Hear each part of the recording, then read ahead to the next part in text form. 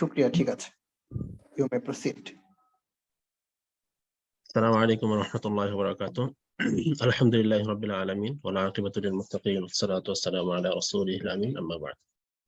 সর্বপ্রথম মহান আল্লাহ পাক রব্বুল আলামিনের দরবারে শুকরিয়া যে আল্লাহ পাক রব্বুল আলামিন আমাদেরকে আজকের একটি মহৎ অনুষ্ঠানে এসে উপস্থিত হওয়ার তৌফিক দান করেছেন। পাশাপাশি আমি পার্সোনালি কৃতজ্ঞতা জানাচ্ছি আজকের আয়োজকদেরকে যারা আমাকে একটু সুযোগ করে দিয়েছেন কথা বলার জন্য। যদিও হচ্ছে আমাদের অনেক ভাইরা আরো বেশি ভালো হয়তো কন্ট্রিবিউট করতে পারতেন আজকের প্রোগ্রামে, তারপরেও যেহেতু আমাকে ইনভাইট করা হয়েছে আমি আমার জায়গা থেকে একটু হয়তো আপনাদেরকে কিছু ইনফরমেশন শেয়ার করার চেষ্টা করব। পাশাপাশি আপনারাও যদি আমাকে একটু হেল্প করেন, কোঅপারেশন করেন, সেটা হয়তো আমাদের জন্য ভালো হবে ইনশাআল্লাহ। তো আমি আসলে যেভাবে ইনফর্মড হয়েছি যে আজকের প্রোগ্রামটা আমাদের ইসলামিক স্টাডিজে হায়ার স্টাডিজের বাইরে যে অপরচুনিটি সেগুলো নিয়ে হয়তো আমরা একটু কথা বলবো, বা আমাদের যারা এই ফিল্ডে আছেন তাদেরকে আসলে আমরা কিভাবে কতটুকু সাপোর্ট করতে পারি বাইরে হায়ার স্টাডিজের ব্যাপারে। তো আমাকে একইভাবে ইনফর্ম করা হয়েছে। তো আমি মূলত ওয়েস্ট ইসলামিক ওয়ার্ল্ড সম্পর্কে তো আমাদের বেশ ভালোই ধারণা আছে মোটামুটি। তো আমি মেইনলি ওয়েস্ট ইসলামিক স্টাডিজ বা যদি আমরা ইউএস এর কথা বলি, এখানকার ইসলামিক স্টাডিজ এর অপরচুনিটিজ এবং এখানকার হিস্ট্রিক্যাল যে ডেভেলপমেন্ট, ওয়েস্টে আমরা ইসলামিক স্টাডিজ কেন পড়তে আসব, সেটার পিছনে আমাদের মোটিভেশন কি হওয়া উচিত বা প্রয়োজনীয়তা কতটুকু আছে সেটা। তো এগুলো বোঝার জন্য আমরা যদি হিস্ট্রিক্যাল ডেভেলপমেন্ট যেটা ওয়েস্টে ইসলামিক স্টাডিজ তারা কেন পড়তেছে, এর যাত্রাটা কোথা থেকে শুরু হয়েছিল এবং বর্তমান অবস্থাটা কি, তারপরে হচ্ছে আমাদের আমরা আসলে কিভাবে এটার সাথে এনগেজ হইতে পারি বা আমাদের কন্ট্রিবিউটের জায়গাটা কোথায় হওয়া উচিত বা কিভাবে হওয়া উচিত, সেটা হয়তো আমরা সহজে বুঝতে পারবো। তো ওয়েস্টের ইসলামিক স্টাডিজ বা ইসলামী নিয়ে তাদের যে পড়াশোনা সেটা মূলত শুরু হয় অ্যারাবিক ভাষা দিয়ে, অ্যারাবিক ল্যাঙ্গুয়েজ দিয়ে। তার হিস্ট্রি মানে খুব ভালোভাবে খুঁজতে গেলে হয়তো প্রায় 1000 বছরই হবে, 800-900 বছর হবে, যদিও আর্লিয়েস্ট কাজগুলা ওই অর্থে কোনো স্ট্যান্ডার্ড কাজ হিসাবে মানে স্বীকৃত হয় নাই, কিন্তু তারপরেও তাদের যে অ্যাটেম্পট, তাদের যে প্রচেষ্টা যদি আমরা শুরু থেকে ধরি প্রায় 800-900 বছর তো হবেই। কিন্তু তাদের এর পিছনে মূলত যে রিজন গুলো ছিল তার মধ্যে মোটিভেশন যদি আমরা বলি, মোটিভ যদি আমরা বলি, তার মধ্যে একেবারে প্রাথমিকভাবে আমরা দেখতে পাই তাদের যে মিশনারি অ্যাক্টিভিটিস গুলো ছিল, তাদের কলোনিয়াল পাওয়ার যখন তারা এক্সপান্ড করলো, তার সাথে সাথে তাদের এটা একটা ইন্টেনশন ছিল যে এখানে তারা কিভাবে পিসফুলি মুসলিম জনগোষ্ঠীকে তারা ধর্মান্তরিত করতে পারে। তো তার জন্য তাদের প্রয়োজন ছিল অ্যারাবিক ভাষাটাকে শেখা এবং আমাদের ধর্মগ্রন্থগুলোকে বুঝতে পারা, এবং সেই অনুযায়ী আমাদেরকে ধর্মান্তরিত করার একটা প্রচেষ্টা তাদের ছিল। এটা একটা তাদের খুবই প্রাইমারি মোটিভেশন আমরা ধরতে পারি। আর সেকেন্ড হচ্ছে তাদের আমরা তো জানি যে সব ধর্মগ্রন্থগুলাই যেগুলো আমাদের সাথে কমন, এগুলো সবগুলো একটা হচ্ছে কমন ল্যাঙ্গুয়েজ হচ্ছে সেমিটিক, যে আমরা হিব্রু বলতে পারি, যাই বলি এদের গোড়া হচ্ছে সেমিটিক ল্যাঙ্গুয়েজ। তো অ্যারাবিকও হচ্ছে সেমিটিক ল্যাঙ্গুয়েজ থেকেই আসা একটি ভাষা। তো তারা এই সকল ভাষাগুলোর একটা কমন গ্রাউন্ড যেহেতু সেমিটিক ল্যাঙ্গুয়েজ গুলো ছিল, তো তাদের ভাষাকে বোঝার জন্য তারা আসলে অ্যারাবিকটাকেও এক্সপ্লোর করতে চাচ্ছিল। এবং ওই সময়টাতে আমি এই পিরিয়ডটাতে পরে আসতেছি, যখন 1400 বা 1500 সময় এসে তারা খুবই একটা ক্রাইসিস ফিল করে যে সেমিটিক ল্যাঙ্গুয়েজ গুলা তারা হয়তো তাদের রেলেভেন্সি হারাবে, মানে তাদের ভাষাটা হয়তো হারিয়ে যাবে বা তারা কিছু থ্রেট ফিল করে। তো সেই কারণে তারা এই কমন গ্রাউন্ডটাকে খুঁজে দেখার চেষ্টা করে যে আরবিকের সাথে সেমিটিক অন্যান্য ল্যাঙ্গুয়েজের কি কি সাদৃশ্য বা বৈসাদৃশ্য আছে এবং তারা কিভাবে একটা কমন গ্রাউন্ড আবিষ্কার করতে পারে। তো এটা হচ্ছে সেকেন্ড আরেকটা মোটিভেশন আমরা বলতে পারি।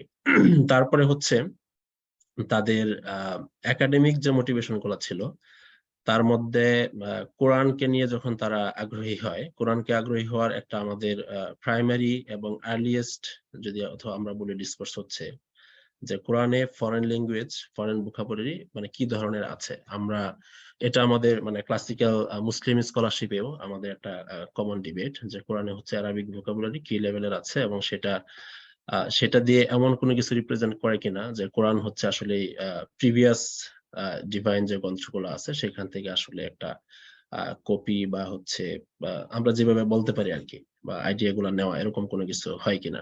তো এইটা তাদের একটা খুবই আগ্রহের জায়গা ছিল যে যেহেতু কোরআনে এটার উপর অনেক বই আছে, আপনারা যদি একটু খোঁজাখুঁজি করেন তাহলে দেখবেন তারা অনেক ভাবে লেখার চেষ্টা করেছে, 1500 বা এরকম ভোকাবুলারি তারা দেখানোর চেষ্টা করছে যেগুলা তাদের সূত্র মতে বাইবেল থেকে বা অন্যান্য জায়গা থেকে আমরা নিয়েছি। অ্যারাবিকের অরিজিনাল ল্যাঙ্গুয়েজ মানে ভাষা না, আমরা সেগুলোকে ধার করে করেছি। তো এটা দিয়ে তাদের প্রমাণ করার চেষ্টাটা হচ্ছে যে মুহাম্মদ সাল্লাল্লাহু আলাইহি সাল্লাম যেটা তাদের কমন ন্যারেটিভ যে আর্লিয়েস্ট গ্রন্থগুলো থেকেই নতুন একটা আইডিয়া দেওয়ার চেষ্টা করছে। এটা ডিভাইন কোনো কিছু না বা আল্লাহ থেকে আসে নাই। তো এইটা তাদের হচ্ছে আরেকটা মোটিভেশন ছিল। তো এই মোটিভেশন গুলাকে সামনে রেখে যদি আমরা চিন্তা করার চেষ্টা করি, তারা প্রথমে হচ্ছে কাউন্সিল অফ ভিয়েনা যেটা 1312 খ্রিস্টাব্দে, ওইখানে তাদের মিশনারিজ তাদের যে একসাথে হয় তারা হয়ে তারা প্রথম এটা সাজেশনটা দেয় যে আরবিকে হচ্ছে একাডেমিকলি ইন্ট্রোডিউস করানো উচিত। তখন যে ইউনিভার্সিটি গুলো ছিল ভিয়েনা, অক্সফোর্ড, লাইডেন, এরকম যে প্রাচীন ইউনিভার্সিটি গুলো ছিল এগুলোতে তারা অ্যারাবিককে ইন্ট্রোডিউস করানো মানে এজ এ সাবজেক্ট হিসাবে ল্যাঙ্গুয়েজ হিসাবে ইন্ট্রোডিউস করানোর জন্য তারা এটাকে মানে প্রথম তারা সুপারিশ করে, কিন্তু সেটা আর বাস্তবায়িত হয় নাই তাদের তখন ফাইন্যান্সিয়াল কারণে। তো ইউরোপে প্রথম যে সেন্টার, প্রথম যে ইউনিভার্সিটি যেটা ইসলামিক স্টাডিজ অথবা অ্যারাবিক স্টাডিজ আমরা যেটা বলবো, মানে প্রথমত অ্যারাবিক দিয়ে শুরু হয়, অ্যারাবিক স্টাডিজ প্রথম যাত্রা শুরু করে সেটা হচ্ছে লাইডেনে। লাইডেন হচ্ছে আপনার 1600 সামথিং 14 বা এরকম হবে, আর্লি 1600 খ্রিস্টাব্দে তারা হচ্ছে লাইডেনে ইসলামিক স্টাডিজ শুরু করে, 1613 খ্রিস্টাব্দে যদি আমি ভুল না করে থাকি। এবং তখন এটার হেড হিসাবে দায়িত্ব পান থমাস আরপানাস, যিনি হচ্ছে মানে একদম কি ফিগার আমাদের ওরিয়েন্টালিস্ট ডিসকোর্সের। তো তিনি হচ্ছে লাইডেনের হেড হিসাবে যাত্রা শুরু করেন। এবং লাইডেন হচ্ছে মানে এই শুরুর দিক থেকে শুরু করে এখন পর্যন্ত আমরা যদি খেয়াল করি যে ব্রিল হচ্ছে বেসড ইন লাইডেন, যেটা একটা খুবই ইন্টারন্যাশনাল পাবলিকেশন, বিশেষ করে আমাদের Islamic studies, middle eastern studies এগুলোর ক্ষেত্রে হিস্ট্রিক্যাল স্টাডিজ যা কিছু আছে তারা খুবই রিগোরাস একটা পাবলিকেশন এবং যুগ যুগ ধরে তারা কাজ করে আসতেছে, এখনো কাজ করে আসতেছে। তো ব্রিল হচ্ছে লাইডেন কেন্দ্রিক এবং এই লাইডেন হচ্ছে তারা যাত্রা শুরু করার পরে তাদের এখান থেকে মানে প্রচুর কাজ বের হয় এবং প্রথম যেটা আমরা ম্যানুস্ক্রিপ্ট হাতে পাই সেটা হচ্ছে আপনার গ্রামাটিকা আরাবিকা, যেটার অথর হচ্ছেন এই থমাস আরপানাস। উনি হচ্ছে এটাকে প্রথম করেন। তো আর্লিয়েস্ট যে কাজগুলো সেগুলো আমাদের মডার্ন একাডেমিক স্ট্যান্ডার্ডে তারা তখনও সরাসরি আরাবিক সোর্স থেকে আরাবিক বোঝার চেষ্টা করে নাই। তারা তাদের যে ধারণা, তাদের যে প্রিয়াজামশন যেগুলো ছিল, তাদের যে ইসলামোফোবিক মেন্টালিটি বা যেটা আগে বললাম মোটিভেশন ছিল, তারা সেইখান থেকে এগুলাকে তারা দেখার চেষ্টা করতেছিল। তো আরপানাস হচ্ছে উনি অ্যারাবিক গ্রামার নিয়ে কাজ করেন এবং আরপানাস হচ্ছে প্রথম ব্যক্তি যেটা ওরাটিও দেন। ওরাটিও আমরা জানি যেটা ফর্মাল লেকচার দেওয়া, যে ইউনিভার্সিটি সেমিনার বা এই টাইপের কোনো জায়গায় হয়তো খুবই রেসপেক্টেড একটা ইকে বলা হয়। তো উনি এটা দিয়ে শুধু অ্যারাবিক ভাষার গুরুত্ব এবং এটা তাদেরকে কেন শিখতে হবে এটার উপর একটা ফর্মাল লেকচার দেন যদি আমরা বলতে পারি। তো এই লেকচার শেষে উনি বোঝানোর চেষ্টা করেন যে আমাদেরকে মানে অ্যারাবিক সোর্স হিসেবে কোরআনকে পড়া উচিত, কোরআনের ভিতর দিয়ে আরবিকে বোঝার চেষ্টা করা উচিত, যাতে করে আমরা আরবিকের সাথে মোর মানে এনগেজ হইতে পারি। তো এরপরে হচ্ছে আপনার আরেকজন ফিগার জোসেফ স্কালিগার। তো আমাকে এক্সকিউজ করবেন, নামগুলা হচ্ছে অনেক কিছু হয়তো ভুলভাল হইতে পারে কারণ অত তো আমরা পরিচিত না এগুলা।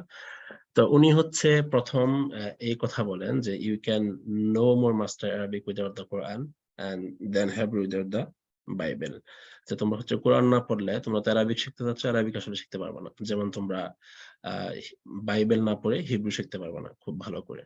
তো এটা বলার পরে তারা কোরআনের প্রতি আগ্রহী হয় এবং কোরআনকে নিয়ে তারা তখন থেকে কাজ করা শুরু করে।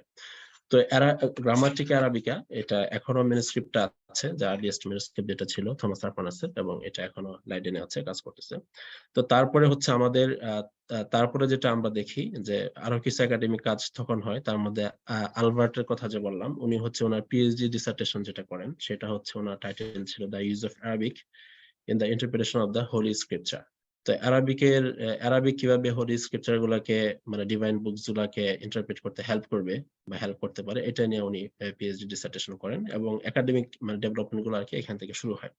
তো আমরা লাইডেনের পরে যেটা দেখি যে ইউরোপ বলতে এখনকার যে ইউকে তে হচ্ছে আপনার তার পরবর্তী যাত্রা শুরু হয়।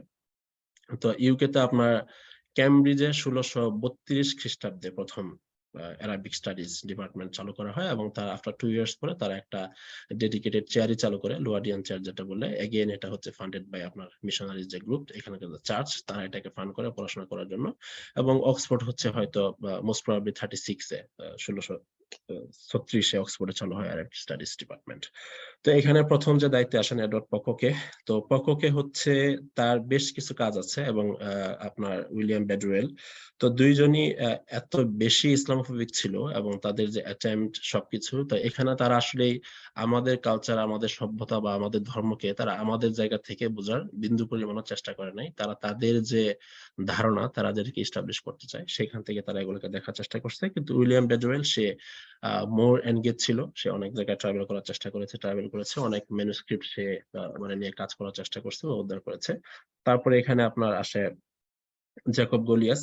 উনি হচ্ছে আপনার বেসড ইন ইউকে কাজ করেন দীর্ঘদিন। সে আপনার আরপানাস স্টুডেন্ট ছিল এবং সে তার্কিশ, আর্মেনিয়ান, পার্সিয়ান অনেকগুলো ল্যাঙ্গুয়েজ শেখার চেষ্টা করে এবং সে হচ্ছে অ্যারাবিক শেখার জন্য মরক্কোতে যে ডাচ এম্বাসি সেখানে সে জব নেয় এবং সেখানে সে মোটামুটি একটা ভালো পিরিয়ড সে সেখানে থাকে এবং অ্যারাবিকটাকে সে খুব ভালোভাবে আয়ত্ত করে এবং সে হচ্ছে আর কি যে প্রথম অ্যারাবিকে সরাসরি অ্যারাবিক শিখে। কারণ এর মধ্যে আমরা বর্তমান অবস্থাতেও আসবো একাডেমিক, এর আগে যারা কাজ করছে তারা হচ্ছে খুব ভালো করে হয়তো অ্যারাবিক জানতো না, অবস্থাটা এরকম ছিল আর কি, সরাসরি সোর্সে তারা ঢুকতেও পারে নাই। তো সে তাকে হচ্ছে প্রথম কনসিডার করা হয় যে মেইনলি একটা মানে অ্যারাবিক ল্যান্ডে থেকে অ্যারাবিক শিখে কাজ করার চেষ্টা করতেছে এবং সে যখন ফেরত আসে তখন প্রায় 300-400 মতো আপনার মানে ক্লাসিক্যাল ম্যানুস্ক্রিপ্ট সে কালেক্ট করে, সেগুলো সে নিয়ে ইউকে তে আসে এবং এগুলা হচ্ছে তাদের একটা আর্লিয়েস্ট বেস মানে অ্যারাবিক তাদের এখানে কাজ করার জন্য।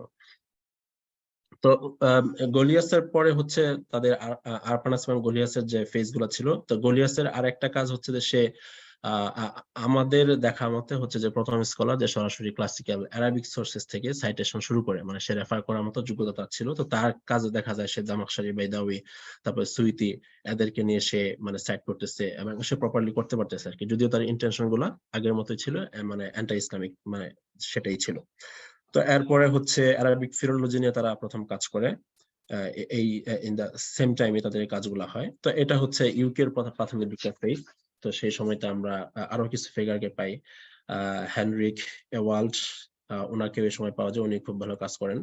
তো প্রথম ব্যক্তি হচ্ছেন আপনার এডওয়ার্ড আমব্রিজ। উনি হচ্ছে প্রথম এটাকে মানে তাদের নজরে আনার চেষ্টা করেন যে আমরা যদি অ্যারাবিক অথবা ইসলামিক স্টাডিজ কে জানতে যাই তাহলে সেটা আমাদেরকে তাদের সোর্স থেকে অথবা তাদের যে মোটিভেশন, তাদের যে স্পিরিট সেটা দিয়ে আমাদের জানা উচিত, শেখা উচিত। মানে একটা ভাষা, একটা কালচারকে আমরা যদি আমাদের যে মেথোডোলজি বা আমাদের যে বায়াসনেস সেটা দিয়ে যদি আমরা শিখি তাহলে আসলে আমরা সেই ভাষা বা ল্যাঙ্গুয়েজ কোনোটাকে আমরা আসলে তাদের ইয়ে থেকে পড়তে পারবো না, বুঝতে পারবো না। তো এই জায়গা থেকে উনি এটা বলার চেষ্টা করেন। তো এরপর থেকে আমরা মোটামুটি দেখতে পাই যে তাদের এনগেজমেন্টটা একটু ক্লোজলি, অনেকে হয়তো সেখান থেকে আগেকার যে অ্যান্টি ইসলামিক অবস্থাগুলো ছিল সেগুলো থেকে কিছুটা সরে আসেন। এর মধ্যে উল্লেখযোগ্য হচ্ছে আপনার থিওডর নিলডককে, যাকে আমরা জানি যে হিস্ট্রি অফ দ্য কোরআন, তার খুবই ফেমাস বুক। তো ওনার অ্যাপ্রোচটা দেখা যায় যে অনেকটা পজিটিভ। তারপরে ওয়ান্সবরো, তার যে কোরআনিক স্টাডিজ, এটাও দেখা যায় বেশ আপনার পজিটিভ একটা অ্যাপ্রোচ থাকে। এখানে তারা মানে মোটামুটি কাজ করার চেষ্টা করে। তো এরপরে আরেকটা পিরিয়ড যেটাকে আমরা একদম মডার্ন ওরিয়েন্টালিস্ট ডিসকোর্স যার উপরে দাঁড়িয়ে আছে, তার হচ্ছে আপনার গোলজিহার, যার নাম আমরা সবাই জানি। তো তার মুহাম্মাদান স্টাডিজ, এটা হচ্ছে মানে ওয়েস্টের একাডেমির একটা ভিত্তি বলা যায় ইসলামিক স্টাডিজের, ইসলামিক ডিসকোর্সের। যে সে হচ্ছে হাদিস নিয়ে বেশ কিছু তার মতো করে সে আর্গুমেন্ট দেওয়ার চেষ্টা করে এবং হাদিসকে সে মানে পুরোপুরি জাস্ট এটা nothing more than a historical source এই হিসাবে সে দেখানোর চেষ্টা করে এবং সেখানে সে প্রচুর করাপশন মানে সে দেখানোর চেষ্টা করে এবং তার ওয়েতে সে সফল, যে সে হাদিসকে পুরোপুরি তার জায়গা থেকে দোষিয়ে দেওয়ার প্রচেষ্টা সে সফল হয়। তো এটা মানে এই গোলজিহারের যে আপনার থিওরি বা তার যে ডিসকোর্স, তার উপরেই মেইনলি আমাদের গত শতাব্দী পর্যন্ত ওয়েস্টার্ন একাডেমিয়া বা ইসলামিক স্টাডিজ এটা দাঁড়ানো ছিল। তো এখানে এসে আমাদের একজন মুসলিম ফিগার, আমি হয়তো আর এটা সংক্ষেপ করে ফেলবো, আর হয়তো বেশি যাওয়া যাবে না আমাদের। তো একজন মুসলিম ফিগার আমরা যদি ওনাকে চিনি, মুস্তাফা আল আজমি। উনি হচ্ছে দেওবন্দ এবং আজহারে পড়াশোনা করে এবং কেমব্রিজ থেকে পিএইচডি করা। উনি হচ্ছে মুসলিমদের মধ্য থেকে প্রথম বলা যায় যার কাজ আমাদের সামনে খুব বড় আকারের সামনে আসছে গোলজিহারের থিসিস নিয়ে, এবং উনি ক্যামব্রিজ থেকে পিএইচডি করেন এবং গোলজিহারের যে মৌলিক আর্গুমেন্ট গুলো ছিল এগুলাকে উনি রিফিউট করার চেষ্টা করেন, এবং তার জায়গা থেকেও উনি সফল, এবং এটা একটা একাডেমিকলি ওয়েল অ্যাকসেপ্টেড কাজ হিসেবে স্বীকৃত মানে ওয়েস্টার্ন একাডেমিতে। তো এরপরে মোটামুটি জার্মানির কথা যদি আমরা বলি, জার্মানিতে অনেক কাজ হয়েছে এই একই সময়ে, তো সবগুলো আমরা কভার করতে পারবো না, হয়তো অতটুকু যথেষ্ট। আর আমেরিকাতে হচ্ছে, যদি খুব ভুল না করে থাকি, তাহলে প্রথম প্রতিষ্ঠান হচ্ছে হার্ভার্ড, যারা 1700 সামথিং বা মাঝামাঝি সময়ে তারা অ্যারাবিক স্টাডিজ কে মানে চালু করে। তারপরে হচ্ছে ইয়েল, এবং ইন দা মিন টাইম হচ্ছে আমরা পিকে হিট্রিকে আমরা সবাই চিনি, উনি যখন প্রিন্সটনে ছিলেন তখন তার একটা প্রপোজাল ছিল যে অ্যারাবিক আরো বেশি করে ইউনিভার্সিটি গুলোতে চালু করা, এবং ওই সময়ে অনেকগুলো ইউনিভার্সিটি চালু হয় 20-30টা, এবং আমেরিকাতে এখন মানে অনেক universities, huge number of university যারা হচ্ছে অ্যারাবিক সরাসরি Islamic studies course, Quranic studies, হাদিস স্টাডিজ এগুলো তারা অফার করতেছে। তো এখন বর্তমান ওয়েস্টার্ন একাডেমি এটা আসলে কোথায় দাঁড়িয়েছে মানে ইসলামিক স্টাডিজ যদি আমরা বলি, তো আর্লিয়েস্ট যে অ্যাটেম্প গুলো তাদের ছিল মানে কমপ্লিটলি ওরিয়েন্টালিস্ট ডিসকোর্স যদি আমরা বলি, যেটা ইসলামোফোবিক অথবা অ্যান্টি ইসলামিক যদি আমরা মানে কনসিডার করার চেষ্টা করি, সেই অবস্থাটা কিছু কিছু ফিগারের মধ্য দিয়ে চেঞ্জ হওয়ার চেষ্টা করছে বা চেঞ্জ হচ্ছে, বা এখন যদি আমরা বলি সেটা বিশেষ করে ইউরোপের মধ্যে ইউকে, জার্মানি অথবা নেদারল্যান্ডের কথা যদি আমরা বলি, বর্তমান নেদারল্যান্ড, সেখানে মোটামুটি একটা ভালো নাম্বার অফ মুসলিম স্কলার্স তারা সেখানে আছেন, অথবা তারা পজিটিভ যদি আমরা বলি যে একটা অবজেক্টিভ জায়গা থেকে ইসলামকে স্টাডি করার তারা চেষ্টা করতেছেন, এরকম স্কলারের সংখ্যা এখন অনেক। তো আমরা যদি নেদারল্যান্ডের কথা বলি, আমরা হয়তো শুনে থাকবো যে হারাট মজকির নাম, যিনি হচ্ছে হাদিস নিয়ে ব্যাপক কাজ করেছেন, 2-4 বছর আগে হয়তো মারা গিয়েছেন। তো তার কাজ দেখলে হচ্ছে বোঝা যাবে না সে একজন নন মুসলিম, দেখে মনে হবে হয়তো মানে অনেক ভালো আমাদের একাডেমিক মুসলমানদের চাইতে সে ভালো কাজ করেছেন, মুআতামার ইত্যাদি অনেক কিছু নিয়ে। তারপর আর একটা পপুলার নাম আমরা বলতে পারি, ওয়াইন হাল্লাকের কথা বলতে পারি। তো হাল্লাকের কাজগুলো অনেক পজিটিভ, এবং সে মুসলিম বা অথবা মুসলিম না, যদিও এটা খুব বেশি জানার সুযোগ নেই, কিন্তু তার কাজ ওই অর্থে পজিটিভ। এবং ইউকে চিত্র হচ্ছে যেমন সোয়াসের কথা যদি বলি, সোয়াসে আমাদের মানে মেজরিটি স্কলাররাই হচ্ছেন মুসলিম, এবং তারা প্র্যাকটিসিং এ বলা যায় যে তারা বাইবন মুসলিম। তারপরে হচ্ছে মুসলিম দেশগুলোতে পড়াশোনা করেছেন, আজহারে, তারপরে সৌদিতে, তারপরে এখানে এসে হয়তো পিএইচডি করে এখানকার একাডেমিতে এখন তারা একটা মানে এখানকার উল্লেখযোগ্য একটা ভয়েস বলা চলে তারা যে কাজ করতেছেন। তো আমেরিকার অবস্থাটা হচ্ছে সাইদ হোসেন নাসের একটা ইন্টারভিউ বলতেছিলেন যে উনি যখন টেম্পলে থাকেন, আপনারা হয়তো ওনার সাথে পরিচিত থাকবেন অনেকেই, তো উনি একটা দীর্ঘ সময় টেম্পলে কাজ করেছেন, টেম্পল ইউনিভার্সিটিতে। তো উনি বলতেছিলেন যে টেম্পল ইউনিভার্সিটিতে কাজ করার সময় ওনার কাছে প্রথম মানে কেন আমরা মানে ফিলোসফি বা হচ্ছে ইসলামিক স্টাডিজ গুলো পড়বো, উনি এই মানে সম্পর্কে কথা বলতেছিলেন। তো বললেন যে টেম্পলে হচ্ছে আমাদের যখন সময়, উনি যখন হেড ডিপার্টমেন্টের, তো উনি ইউনিভার্সিটি অথরিটির সাথে কথা বললেন যে ওই সময় দেখা যাচ্ছে অন্য যে ধর্মগ্রন্থগুলা, বাইবেলের কথা যদি আমরা বলি, তারপরে আমরা ইহুদিদের মানে তাদের স্টাডিজ এর কথা যদি বলি, তো সবাই দেখা যাচ্ছে তাদের নিজ নিজ ধর্ম থেকেই তাদের স্কলার বা ফ্যাকাল্টি গুলা তারা কাজ করতেছেন, কিন্তু ইসলামের ক্ষেত্রে দেখা যাচ্ছে যে এখানে আহ ইসলামিক স্টাডিজ এর ক্ষেত্রে মুসলিম নাই বললেই চলে, একেবারেই কম সংখ্যক নাম্বার, হাতে গোনা যাবে আর কি ওনার সময় যে চিত্র। তো উনি বলতেছিল যে ইউনিভার্সিটির অথরিটিকে কনভিন্স করছে যে আমরা এখন থেকে একটা স্পিরিচুয়াল কানেকশন যেন থাকে, তারা যেটা পড়াচ্ছে যেটা চর্চা করতেছে সেই জন্য আমরা মুসলিমদেরকে নেওয়ার চেষ্টা করবো, মানে একটা প্রায়োরিটি থাকবে। তো উনি বললেন যে আমরা যখন এটাকে মানে মোটামুটি পাশ করাইলাম, পাশ করানোর পরে আমরা নতুন ফ্যাকাল্টি নেওয়ার সময় দেখলাম যে হচ্ছে আসলে আমরা ওই অর্থে মুসলিম স্কলার পাচ্ছি না যাদের এই কোয়ালিফিকেশন আছে তারা এসে জয়েন করতে পারবে। তো উনি বর্তমানে যদি ভুল না করে তাতে হয়তো ওয়াশিংটন ইউনিভার্সিটিতে আছেন। তো উনি বললেন যে আমি এখানেও এটা ধরে রাখার চেষ্টা করেছি, এবং তাদের ম্যাক্সিমাম ফ্যাকাল্টি মুসলিম। তো ইউএসএ তে এখনকার চিত্র কিন্তু অনেক ইউনিভার্সিটিতে আমাদের মানে ইনফ্যাক্ট খুবই ট্রেডিশনাল পড়াশোনা করা স্কলাররা সেখানে গিয়ে, যেমন হোসেন মুদাসসিরের কথা যদি আমরা বলি, প্রিন্সটনে উনি হচ্ছে একজন প্রিন্সটনের মানে কি ফিগার আমাদের এখনকার সময়ে। তো সে একজন মানে পিওরলি ট্রেডিশনাল শিয়া মানে যে মাদ্রাসা সেগুলোর থেকে সে পড়ে এসে সে ওইখানে কিন্তু মানে খুবই ডমিনেন্ট ফিগার। তারপর জামান যেখানে আছেন, আসাদুজ্জামান, তো ওনার পাকিস্তানি মুসলিম, তারা সেখানে আছেন। তো এরকম করে অনেক লিডিং ফিগাররা এখন মুসলিমদের থেকে আসছেন, কাজ করতেছেন। তো এখন বাংলাদেশ থেকে আসলে আমরা ওয়েস্ট ইসলামিক স্টাডিজটা পড়ার প্রয়োজনীয়তা, অথবা এখানে আসলে আমাদের রুলটা কি হওয়া উচিত, বা আমরা কেন বাহিরে পড়তে আসব, এই জায়গাটাতে আমার সবসময়ই মনে হয় যে আমাদের একটা আন্ডারস্ট্যান্ডিং এর গ্যাপ আছে। আর বাংলাদেশের চিত্রটা এমন যে এখানে ইউরোপের যে কথাগুলো বললাম, ফর এক্সাম্পল জার্মানির কথা যদি আমরা বলি, জার্মানির মানে একাডেমিয়া ইসলামিক স্টাডিজের ক্ষেত্রে আমি বলতেছি অবশ্যই। তো এটা দেখা যাচ্ছে যে আপনার তার্কিশদের দ্বারা মানে এটাকে তারা ডমিনেট করতেছে এখানে। তো তার্কিশরা প্রচুর পরিমাণে জার্মানির একাডেমিয়াতে তারা ইনভলভ, তারা এখানে পড়াশোনা করে তার্কিতে ফেরত যায়, অনেকে এখানে আপনার একাডেমিয়াতে কাজ করতেছে। আপনারা ফুয়াদ সেজগিনের কথা জানবেন, উনি ইয়াতে মারা গেছেন। তো উনি কিন্তু তার্কিতে ইউনিভার্সিটি অফ ফ্রিবার্গে ব্যাপক কাজ করেছেন তারা গত সময়ে, মানে ম্যানুস্ক্রিপ্ট নিয়ে। তার ম্যানুস্ক্রিপ্ট নিয়ে আপনারা যদি মানে ফলো করেন যে জার্মান এবং তার্কি সরকার মানে তারা মামলা পর্যন্ত হয়েছে, তার ম্যানুস্ক্রিপ্ট তারা দিবে না, জার্মানরা দিবে না, আর উনি হচ্ছে এটাকে তার্কিতে দান করে গেছে আর কি, তার্কি লাইব্রেরিতে। তো জার্মানিরা কিন্তু এখানে ইনভলভ। আপনি যদি ফ্রান্সের কথা বলেন, যেটা হয়তো আমি একটু মিস করে ফেলছি, ফ্রান্সেও কিন্তু মানে ওরিয়েন্টাল স্টাডিজ অনেক আগে থেকে শুরু হওয়া, এবং সোরবন অন্যান্য যে ইউনিভার্সিটি গুলো আছে সেগুলো থেকে আমাদের কিছু মুসলিম দেশ, আমরা যদি স্পেসিফিকলি বলি মরক্কো, তারপরে হচ্ছে ইজিপ্ট, অনেক মানে বেশ কয়েকজন শাইখুল আজহার হচ্ছে এখান থেকে পিএইচডি নেওয়া। আমাদের এখনকার সময় লিডিং ফিগার তো আব্দুর রহমান, মোহাম্মদ আরকুন, তারা হচ্ছে ইয়ার থেকে পিএইচডি নেওয়া, সোরবন থেকে পিএইচডি নেওয়া। তো এরকম তাদের একটা কানেকশন এই দেশগুলোর সাথে আছে। আবার নেদারল্যান্ডের সাথে যদি আমরা বলি, মালয়েশিয়া, ইন্দোনেশিয়া, এই রিজন তারা হচ্ছে যেহেতু নেদারল্যান্ডের কলোনি ছিল ইন্দোনেশিয়া, তো নেদারল্যান্ডের লাইডেনের সাথে ইন্দোনেশিয়ার অনেক ইউনিভার্সিটির খুব ভালো কোলাবোরেশন আছে, এবং তারা সেখানে গিয়ে পিএইচডি করে। ইন দা মিন টাইম হচ্ছে অস্ট্রেলিয়াতেও ইন্দোনেশিয়ার মালয়েশিয়ান ছেলেরা খুব ভালো যায় পড়াশোনা করে। মানে আমি ট্রেডিশনাল ট্রেনিং এর পাশাপাশি আপনার একাডেমিক ট্রেনিং এর কথা বলতেছি এই ক্ষেত্রে। কিন্তু আমাদের সমস্যাটা হচ্ছে, আমাদের দিক থেকে যারা ইসলামিক স্টাডিজে পড়তে চায়, তো তাদের একটা গণ্ডি তো আমাদের বাংলাদেশ। আচ্ছা, এখানে আমি আরেকটা পয়েন্ট মিস করছি, সেটা হচ্ছে আমাদের দেশে ইসলামিক স্টাডিজের যাত্রা আসলে কখন শুরু হয়েছে? পুরো ইন্ডিয়ান সাবকন্টিনেন্টে। আমরা তো বললাম যে 1600 লাইডেন ইউরোপে শুরু হয়েছে ফর্মাল একাডেমিক সেটিং এ ইসলামিক স্টাডিজ নিয়ে পড়াশোনা করা, আরবিক নিয়ে পড়াশোনা করা।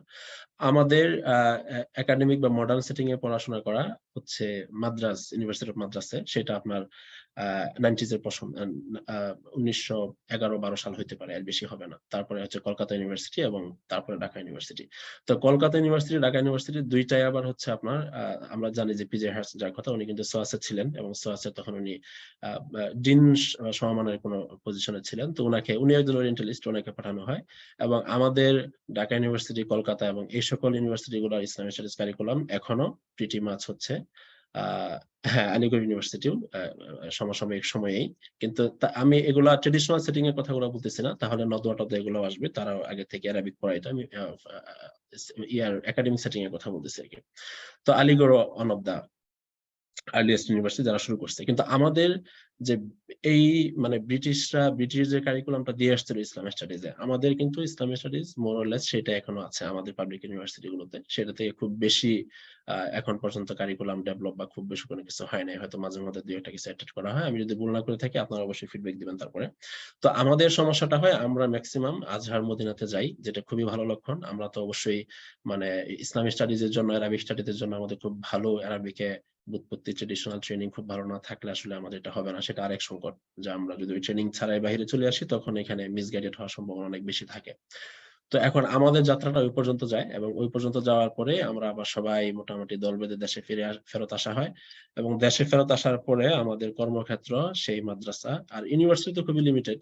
এই 10-12টা ইউনিভার্সিটি তার কয়জন ফ্যাকাল্টি নিবে? আবার এখানে তো আমাদের অবস্থা আমরা খুব ভালোই জানি, এখানে আসলে নিয়োগপত্র কিভাবে কি হয় না হয়। তো এখানে আসলে ওই অর্থে আমাদের কোনো স্পেস থাকে না। স্পেস না থাকার কারণে, এবং পাশাপাশি হচ্ছে আমাদের ওই অর্থে কোনো ইন্ডিপেন্ডেন্ট প্রতিষ্ঠানও গড়ে ওঠে নাই আনফরচুনেটলি আর কি, যেটা হচ্ছে ইসলাম নিয়ে খুব একাডেমিক স্টাডি করবে। কোথাও কোনো সেন্টার ওই অর্থে নাই যেটা স্বাধীন বা ইন্টারন্যাশনালি রিকগনিশন বা একটা ফ্যামিলিয়ারিটি আছে যারা কাজ টাজ করবে, এরকম আমাদের কোনো কিছু হয় নাই। তো এর সাথে সম্পূরক প্রশ্ন এবং উত্তর হচ্ছে যে আমাদের কেন ইন্টারন্যাশনালি রিকগনাইজড কোনো ফিগার ইসলামিক স্কলার নাই। তো উত্তর হয়তো এখানে পাওয়া যাবে যে আমাদের এই যে গ্যাপ, সেটা আমরা যদি ওভারকাম না করতে পারি, আমাদের যদি বাহিরের সাথে ইন্টারাকশন বা বর্তমান যে গ্লোবাল ওয়ার্ল্ড আমরা বলি, সেখানে একাডেমির সাথে আমাদের ইন্টারাকশন না বাড়লে আমাদের আসলে এনগেজমেন্ট হবে না। ইসলামকে যে আমরা ট্রেডিশনাল অ্যাপ্রোচে বাংলাদেশে এখনো রেখেছি শুধু টেক্সট স্টাডিজ, সেটাতে আমাদের সীমাবদ্ধতা থেকে যাচ্ছে, এবং মানে এখনো আছে। তো এই গ্যাপটার জায়গায় হচ্ছে আমরা যারা ইউনিভার্সিটিতে আছি এখন, আমাদের যাদের অবশ্যই আমি বলবো যে আরবিক ব্যাকগ্রাউন্ডটা খুবই স্ট্রং হওয়া উচিত। দেশে আমাদের ট্রেডিশনাল পড়াশোনা যার যত ভালো ছিল তার সাথে তত অ্যাডভান্টেজ হবে। আমরা দেশে যেগুলাকে অনেক ক্ষেত্রে গুরুত্ব দিই নাই, এগুলা যে কত গুরুত্বপূর্ণ। আপনারা এই ইউরোপে, আমেরিকাতে দেখবেন যে তারা হচ্ছে আরবি শেখার জন্য প্রতি বছর ৩ মাসের জন্য তাদের সামার সময়গুলোতে তারা মিডল ইস্টে চলে যায়, আরবিক শিখে আসে। তারা ওইখানে গিয়ে থাকে। তাদের কোনো কিছু না, শুধু একাডেমিক ইন্টারেস্ট। তারা এটাকে জীবনেও তারা এটা ফলো করবে না। জীবনেও তারা হয়তো মুসলিম হবে না। কিন্তু তারা কিন্তু গিয়ে সে সময়টা দিয়ে শিখে এসে তারপরে তারা বাহিরে চর্চা করতেছে। তো আমাদের ইউনিভার্সিটি স্টুডেন্ট আমরা যারা আছি, যাদের হায়ার স্টাডিজের স্বপ্ন আছে, তো এখন আমি মনে হয় সময় শেষ হয়ে গেলে আমাকে একটু ৫ মিনিট আগে কাইন্ডলি একটু রিমাইন্ডার দিবেন। আমাদের হয়তো বা যদি কোনো অ্যাডিংস থাকে সেটাও দিতে পারেন ইনশাআল্লাহ। সময় বেশি নিয়ে নিচ্ছে কিনা। তো আমরা এখন বাংলাদেশ থেকে একাডেমিক যাত্রাটা আমাদের ইঞ্জিনিয়ারিং অথবা যারা সোশ্যাল সায়েন্সে পড়েন তাদের একটা জয়-জয়কার অবস্থা। সবাই ইউএসএ তে যায়, এখানে যায়, সেখানে যায় পড়াশোনা করতে। আর ইসলামিক স্টাডিজ আরবিকে যারা পড়েন তাদের অবস্থাটা এমন যে এই সাবজেক্টের হচ্ছে দুনিয়াতে কোথাও কোনো সুযোগ নেই, কোথাও কোনো অপরচুনিটিস নেই। আমরা দেশের মধ্যে থেকেই যা স্কোপ আছে, দেশেও তো খুবই লিমিটেড অপশনস, সামনে আরো মানে আমাদের সুযোগ সীমিত হচ্ছে। সরকার যেভাবে পদক্ষেপ নিচ্ছে হয়তো আমাদের অফিসিয়ালি বা সরকারি জব-টবে হয়তো আরো আমাদের কমবে। আ যদি সরকার ইসলামিক স্টাডিজ কে বাদ দিয়ে দেয় সেক্ষেত্রে তো হয়তো আমাদের স্কুল কলেজের মানে গুলো কমে যাবে। কিন্তু বাহিরে কিন্তু আমাদের ব্যাপক সম্ভাবনা আছে।